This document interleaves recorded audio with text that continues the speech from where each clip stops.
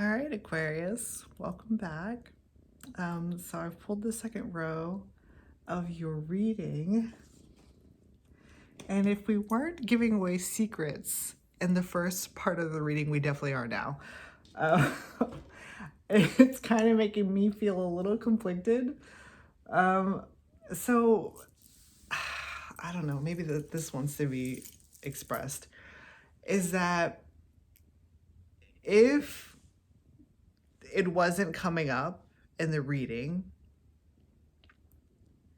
then I guess what I'm trying to say is like it wouldn't come up if in the reading if it wasn't meant to be shared. And like that's what I'm saying. It's whatever this information is, it has something to do with you. You know what I mean? Like personally. So I wouldn't be able to give the information unless it was necessary for you to do with, I guess you could do it with how you see fit, but the information is here, and so I'm giving it to you. So yes. All right. I feel like something just happened.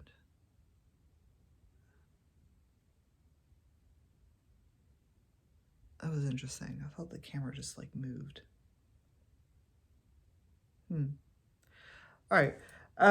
Okay, so we're talking about the seer. This is the second half of this reading is you're wanting to know more information about this seer, so that you can get closer to her. Because when you're in her presence, all you're getting is like you're getting the superficial layer of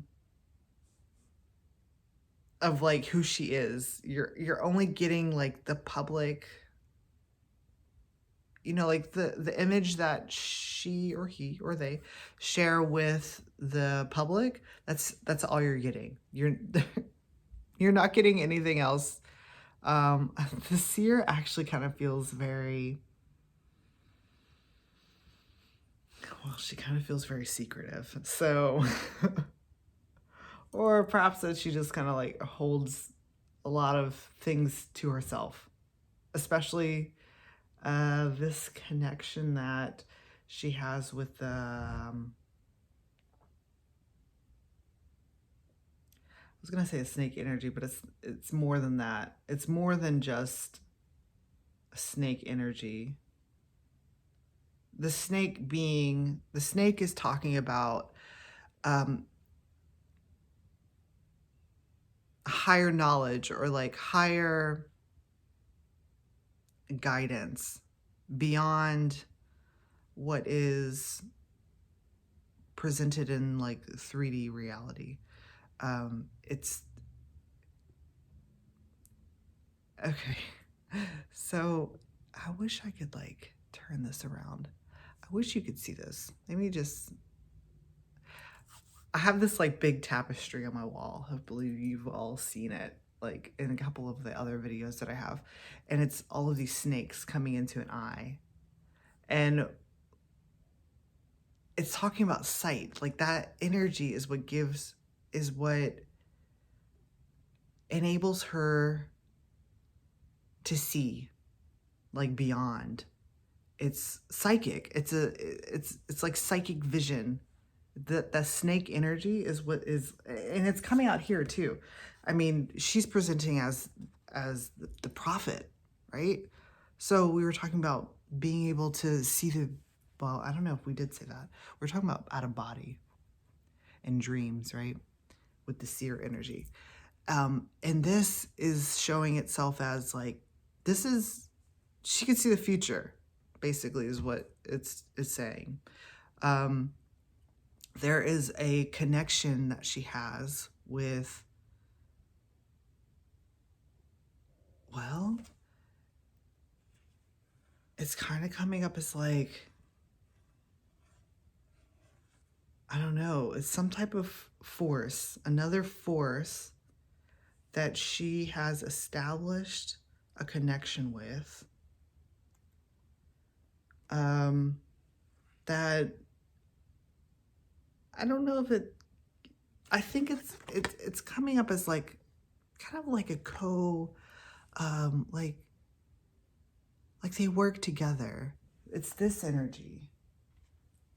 It's the Two of Cups, right? They work together to, I don't know what the purpose is necessarily. Well, I guess it is to like present images of the future. What's coming ahead. So, or maybe in a sense here, because they're also presenting as the Hierophant too.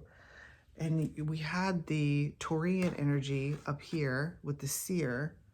So, okay, perhaps they are a Taurus, you know. Their teacher is what it's talking about. They receive message from higher forces. I'm going to call it higher forces. And then kind of like they anchor that message into the earth plane, meaning that they take what they've learned, the guidance and all of the visions and prophecies and dreams and just the entire expanse, and they like condense it down into like a packet of information that can be shared to the public, is what it's speaking of. So they're a messenger energy, right? They have, it's this imagery here.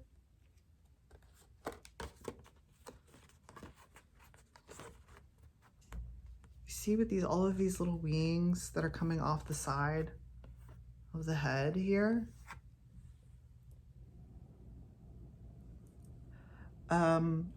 But then here, these wings are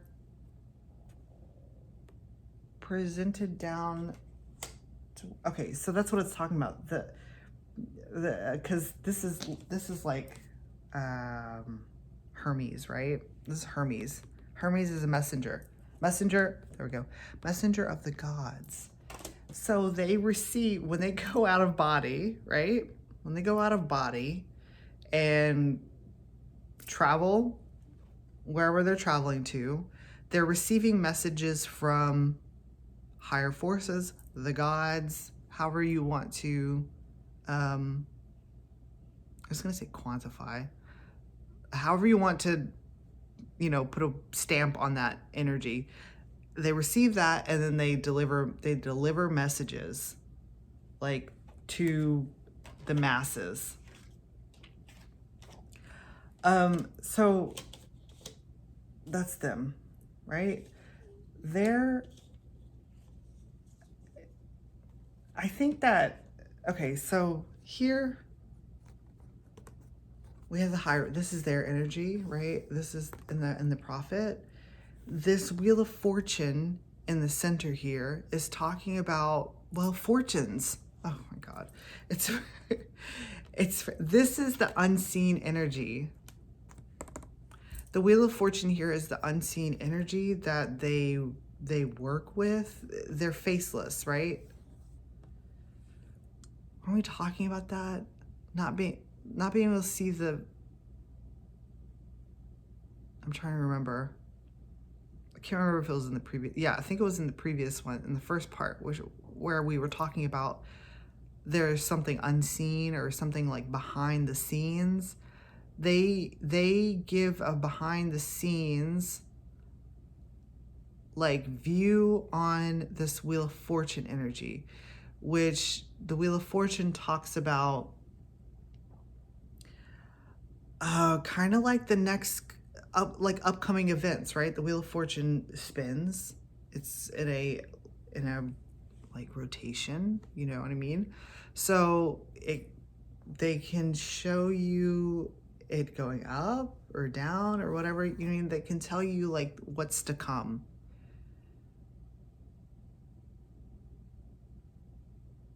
I'm noticing how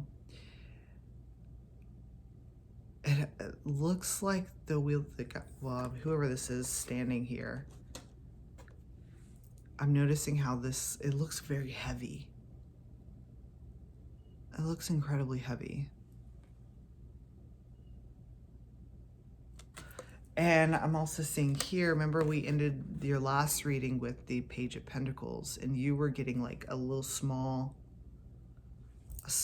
portion of like a secret that they have or do. And what this is talking about is like what you're getting is very small in comparison to like, that's what I just said, that right? I just said that they condense it. They condense the information that they receive from elsewhere, other worlds, whatever you want to say, and they condense it into like a bite-sized package for the public to receive. So what you're receiving is a very small portion of what they have received. It's kind of like a telephone line. Okay, so this is the explanation of what they do.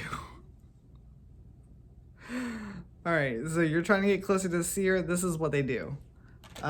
This is like their. This is interesting. Modus operandum. Is that the right? Is that? I think that's the right way to say that. I'm not sure on the pronunciation. But that's what I'm hearing. That's what it is. There's a lot of like, because this is all around the ears, it's all like coming. Okay, so they can hear. They hear like the whisper, like it's whispering in their, like they have some type of thing that follows them, whispers in their ear. And like tells them these things, tells them the fortunes of others. Very interesting. Okay, so they're also presenting as the Nine of Pentacles.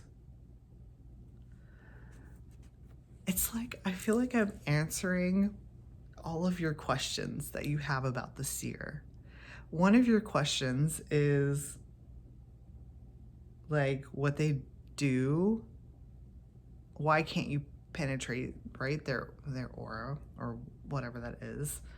And that's coming up as like the prophetess, the seer, the Hierophant energy. Like you're okay, so you're understanding like what they do for their public, like how they present themselves to the world. And then now this is like almost asking like if they're available or not. So it's coming up as Nine of Pentacles, which is talking about they're available. They're single. And they're... okay, so it's talking about you are... There we go. That's a little better for the imagery. Maybe here. Maybe here. Okay. Okay, there we go.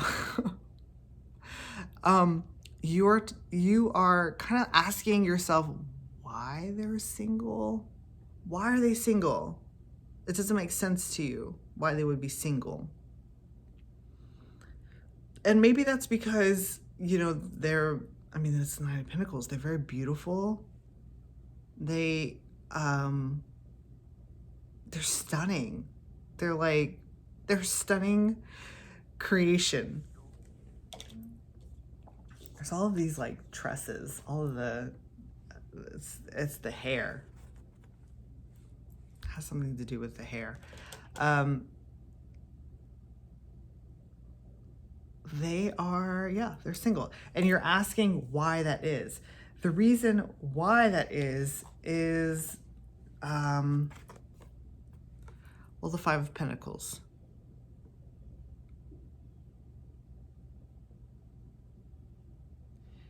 And this is talking about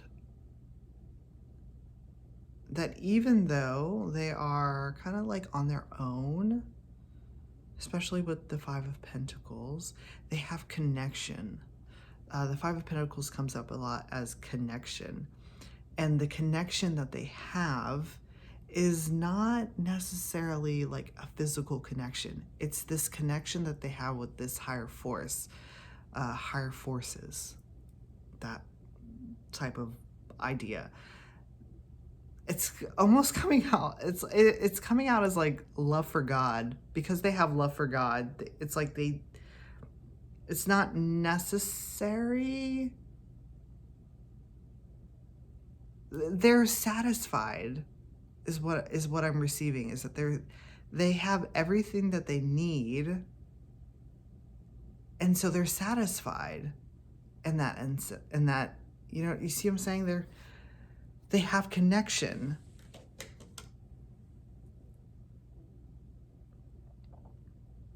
They're living their purpose. They're doing, I mean, everything. They're on plan. They're on track, is what it's talking about. They are connected to their divine purpose.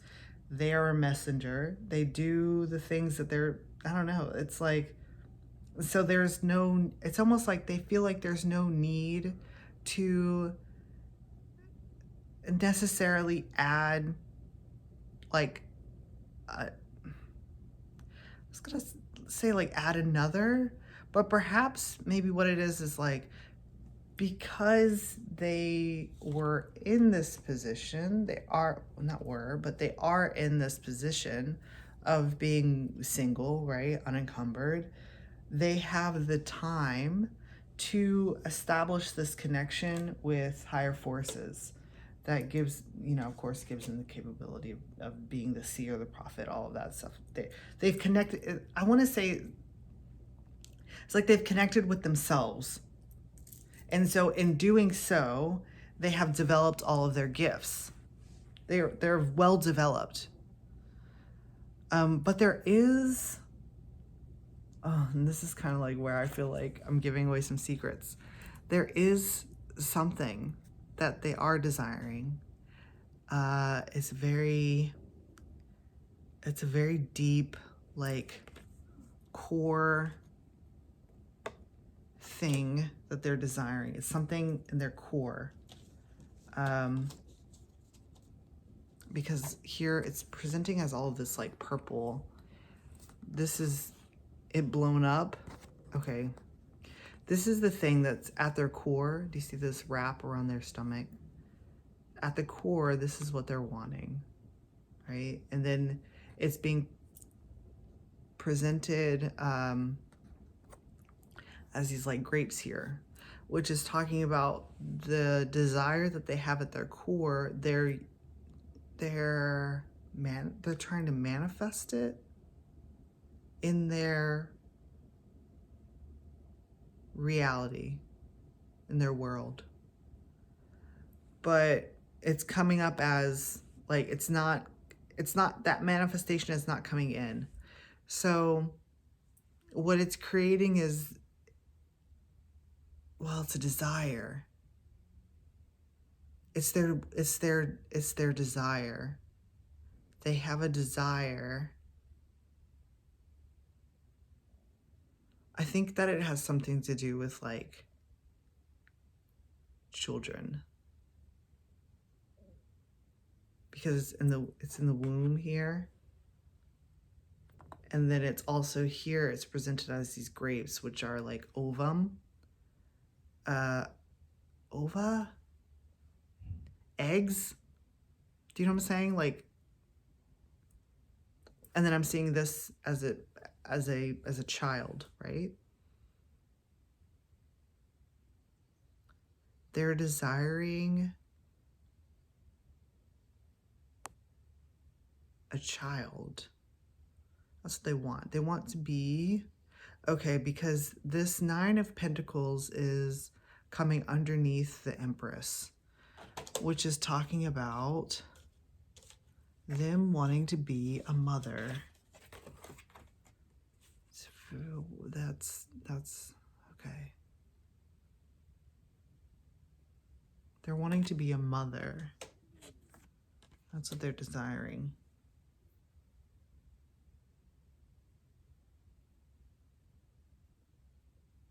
I'm wanting to question now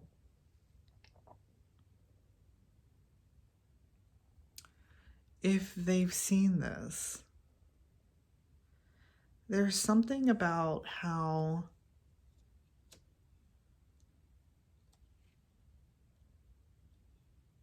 right, because if they can see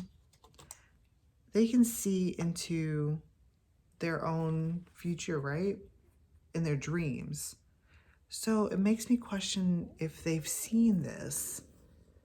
They've seen this connection, this like mother-child bond, a connection, and because it's not in their like waking reality, it's creating desire.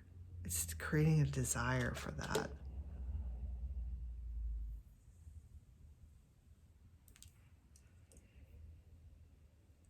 Oh, okay. So I'm not getting anything else. Everything's kind of like gone a little quiet. That's what it is. Look here. Even in this Empress card, that flower is purple. So I think that you're getting some good information. So take what you will, you know what I mean, from that. I know that for you, it's like oh my, hang on, there's something else. There's more coming out.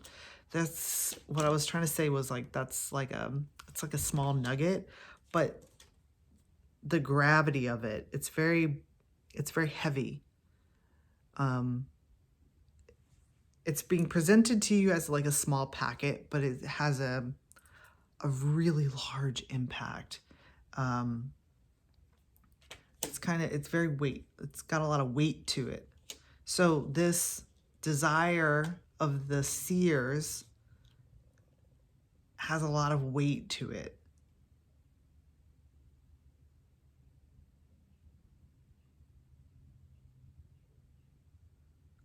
Hang on, I'm trying to like see what that weight is talking about. Is it talking about like that it has, well, I think, yeah, it's got the big desire, but I'm trying to see if that weight if there's something in that that's, I think that's why you're getting this.